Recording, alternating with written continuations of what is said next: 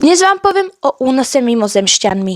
Po celom svete existujú tisíce výpovedí o únosoch. Popisujú podobné scénáre, aj keď účastníci nikdy neprišli do kontaktu. Silné svetlá, neschopnosť pohnúť sa a postavy s obrovskými očami. Strata času, ktorú si nevedia vysvetliť, je bežná. Niektorí sa zobudili v inej miestnosti, iní mali na tele zvláštne stopy. Vedci hovoria o spánkovej paralýze alebo psychologických efektoch. Konšpirátori tvrdia, že išlo o experimenty mimozemských bytostí. Najdesivejšie je, že príbehy sú až moc podobné a to sa dejú po celom svete. To vyvoláva otázku, že či ide o skutočný kontakt. Niektorí hovoria, že tieto bytosti stále sledujú ľudstvo. A každé iné spozorovanie UFA im dáva dôvod veriť. Pocit ohrozenia je intenzívny, a to preto, že nevieme, kto sleduje a prečo.